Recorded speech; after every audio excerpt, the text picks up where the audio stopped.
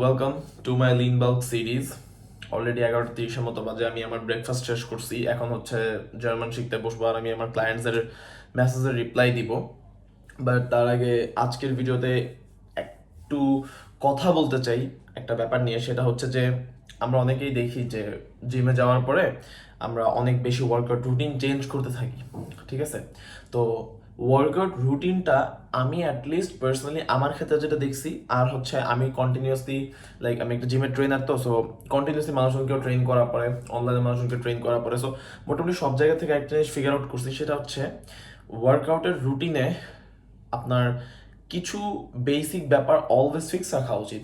As in আমার চেস্টের জন্য আমি জানি যে আমি একটা প্রেস মুভমেন্ট দিব, একটা ফ্লাই মুভমেন্ট দিব। আমি আমার শোল্ডারের জন্য জিনিসগুলো প্রিটি সেম। আমার ফ্রন্ট ডেল্টার জন্য আমি 1000টা এক্সারসাইজ করবো না, আমার 2 দিন পর পর আমার ভ্যারিয়েশন চেঞ্জ হবে না। আমি একটা ওভারহেড প্রেস ডাম্বেল দিয়ে সাইড ল্যাটারাল এবং পেক ডেক মেশিনে reverse pec deck, like that's it for my shoulders.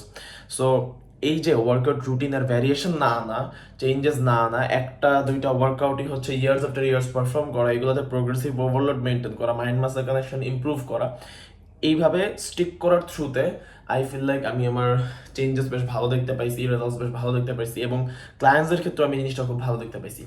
So আপনার যারা হচ্ছে 2 মান্থস, 3 মান্থস, 6 মান্থস পরেই হচ্ছে ওয়ার্কআউট রুটিন একটু চেঞ্জ করার কথা ভাবতেছেন, I feel like yes, obviously you guys can do that if that works better for you. But আমি আমার এক্সপিরিয়েন্সের জায়গা থেকে বলতেছি, আমি যেভাবে ট্রেন করতেছি বা ট্রেন করাইতেছি, ওই যে এক্সপিরিয়েন্সের জায়গা থেকে বলতেছি যে ওয়ার্কআউট রুটিনে কনস্ট্যান্ট একটা চেঞ্জ না এনে same routine, same exercise years after years follow করার ভিতরে মেবি একটা ভালো আর্ট আছে। মেবি ওই জায়গায় আপনার আরো বেটার রেজাল্ট আসতে পারে। 2টার মতো বাজে, অলরেডি হচ্ছে আমি লাঞ্চ করতে যাব। তো আপনার সাথে একটা শেয়ার করার আছে। সেটা হচ্ছে আমরা যখন পার্সোনাল ট্রেনিং প্রোভাইড করি, আমাদের বাইরের ক্লায়েন্টসও থাকে।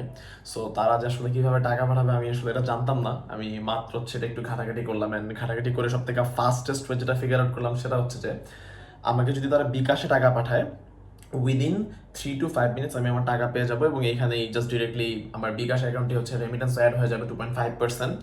বাট আমি দেখতেছিলাম, আমি ফার্স্টে ভাবছিলাম যেটা হচ্ছে বাইরের দেশ থেকে তারা ডিরেক্টলি আমাকে ব্যাংকে ট্রান্সফার করবে অর ট্যাপ সেন্ড বা এই টাইপের কোনো কিছু। বাট এখন যেটা দেখতেছি যে সব থেকে ইজিয়েস্ট, স্মুথ, প্লাস হচ্ছে রেমিটেন্সটাও খুব ইজিলি অ্যাড হয়ে যাচ্ছে খুব কম সময়ের মধ্যে। এই সব কিছুই পসিবল হচ্ছে ডিরেক্টলি জাস্ট বিকাশে পে করে দিলেই। সো আপনারা যারা বাইরে থেকে টাকা আনতে চান, আই হোপ এই ইনফরমেশনটা আপনাদের কাজে দিবে। এখন আমি হচ্ছে লাঞ্চ করে গোসল করে ডিরেক্টলি জিমের জন্য বের হব। আজকে আমার চেস্টে আমার রিসেন্টলি একটু রিস্ট, তারপর এলবো, এগুলোতে একটু পেইন দিচ্ছে। সো হোপফুলি ওটা থেকে একটু বেশি কশাস থাকবো। আজকে চেস্টে তো আমি আমার ইনক্লাইন চেস্ট প্রেস মেশিনে প্রেস মুভমেন্ট করব আপার চেস্টের জন্য 3 sets, each set till failure, then হচ্ছে cable fly 3 sets, and then side lateral 3 sets দিয়ে আমি আমার চেস্ট শেষ করব। আমার যারা ভিডিওস দেখেন তারা মোটামুটি খুব ভালো করে জানেন যে এই চেস্ট রুটিনই আমি ইয়ার্স আফটার ইয়ার্স ফলো করতেছি। সো ইয়া, হোপফুলি সবার সাথে জিমে দেখা হইতেছে। ইটস 3:30, লাঞ্চ করছি, এখন জিমের জন্য বের হইতেছি। মাত্র সাকেতের একটা ভিডিও শেষ করলাম, অ্যান্ড ওর 1 মাস পর একটা ভিডিও বের হয়েছে। It was pretty abnormal, like ওর ইউজুয়াল ভিডিওগুলো এই টাইপের হয় না। বেসিক্যালি আপনারা যারা সাকেতকে চিনেন না, Saket Gogle is an Indian fitness influencer. আমি আসলে যখন ওয়ার্কআউট শুরু করছি, even still today I look up to this guy a lot. And ওর কিছু ইস্যুস হয়েছে, কিছু হেলথ ইস্যুস হয়েছে। ওর C1, C3, C4 এদিক দিয়া স্পাইনাল কর্ডে, ওগুলোর কারণে he won't be able to lift heavy again in his entire life. And জিনিসটা কেন জানি আমাকে অনেক হিট করতেছিল, বিকজ অনেক অনেক আগের থেকে ছেলেটাকে ফলো করি ফ্রম 2021। আমিও 2021 থেকে এই জিমে ওয়ার্কআউট করা স্টার্ট করছি। সো ইয়া, বেশ খারাপই লাগছে আসলে ব্যাপারটা। আর ওর কি ইস্যুস হয়েছে, বেসিকলি ইস্যুটা কিভাবে হয়েছে এখনো জিনিসটা ওইভাবে ফিগার আউট করে নেই। আমি পুরো 36 মিনিটের ফুল ভিডিও দেখলাম, কিন্তু ইস্যু যেটাই হয়েছে যে ওর এই দিকে স্পাইনাল কর্ডের একদম উপরে ওইখানে কাইন্ড অফ ব্রেন ওর যে সিগন্যাল দেওয়া লাগবে, ওর যে বাহ্যিক অ্যাকশনসগুলো করার জন্য যে সিগন্যাল দেওয়া লাগবে, ওই জায়গায় একটা ইস্যু হয়েছে, মানে নার্ভাস সিস্টেমের একটা বিগ ইস্যু। তো ওইটা থেকে বেশ ভালো রিকভার করছে। 6-7 কেজি না 8 কেজি জানি মাসল লস করছে।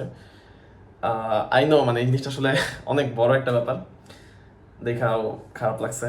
অ্যান্ড আই ফিল লাইক এরকম টাইম যাতে মানুষজনের ফেস না করতে হয়। বাট ও এইটা থেকেও লাইক সাকেত গোখলে যেই ব্যাপারটা যে লাইক ওইখান থেকে একটা পজিটিভ ব্যাপার আনছে, যে পজিটিভ এখান থেকে কী শিখতে পারছে অ্যান্ড অল। সো ভিডিওটা না লাগলে আপনারাও দেখতে পারেন, হোপফুলি আপনার লাইফেও কোনো রকম কাজে আসতে পারে। এনিওয়েজ, জিমে যাইতেছি, খুব সেরা একটা চেস্ট ডের অপেক্ষা করতেছি।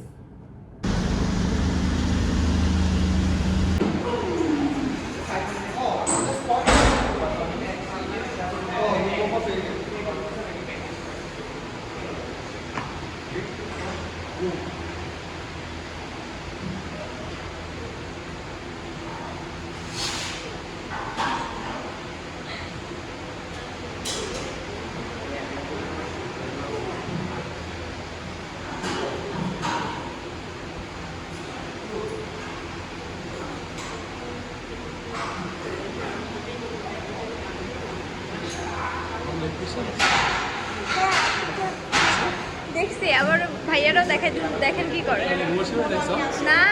ইয়াসিন ভাই, হ্যাঁ ইয়াসিন ভাই ভিডিও তো বাজে বানাইছিস।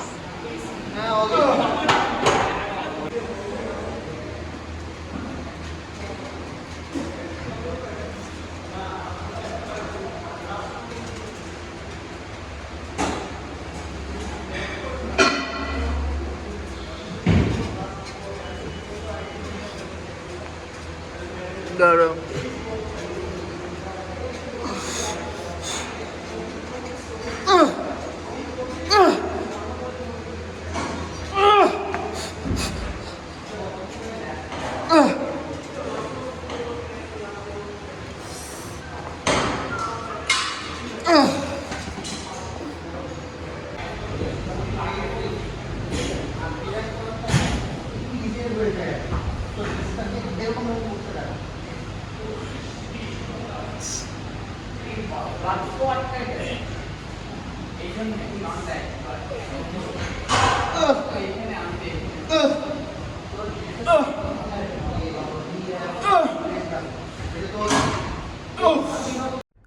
আজকে আমি সাইড ল্যাটারাল পারফর্ম করি না একটা রিজনে, সেটা হচ্ছে আমার লাস্ট ওয়ার্কআউট সেশনে সাইড ল্যাটারালের জন্য আমি যে ড্রপ সেট দিয়েছিলাম ওটা বেশ ভালো ইন্টেন্স ছিল।